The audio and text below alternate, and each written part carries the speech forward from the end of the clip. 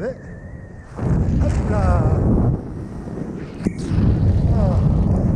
Un petit saut de reprise en free flight qui s'est globalement bien passé.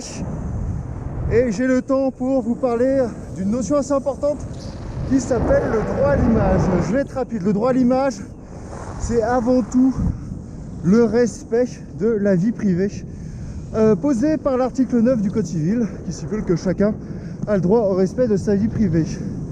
Et la vie privée a de nombreuses composantes, notamment l'image, c'est-à-dire à quoi ressemble une personne, son visage.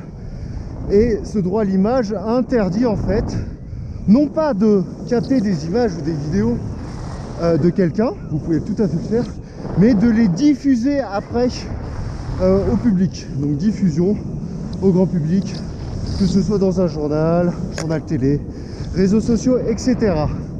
Comme tous les droits, comme tous les mêmes devoirs, en fait, le droit à l'image va entrer en concurrence avec d'autres droits.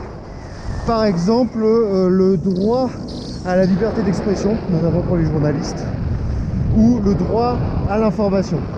C'est pour ça que, par exemple, un homme politique, en termes de droit à l'image, aura moins de protection que quelqu'un de lambda qui, par exemple, sera pris en photo, même flouté, par exemple, si on le reconnaît, pourra demander le retrait de cette image.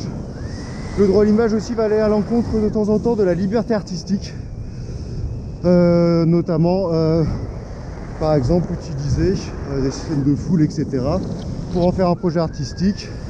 Et dans tous les sens, dans tous les cas, il faut que la personne en fait ne soit pas individualisée. C'est pour ça que vous pouvez prendre captation d'image d'une foule lors d'une manifestation.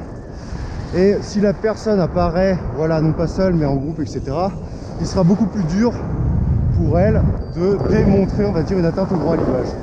Je crois de mémoire, la seule fois où c'est arrivé, c'est lorsque, par exemple, la manifestation portait, par exemple, sur, je sais, une manifestation de personnes homosexuelles.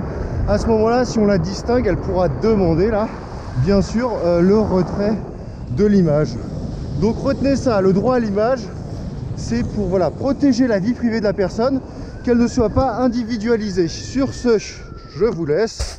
Hop là, encore un beau posé.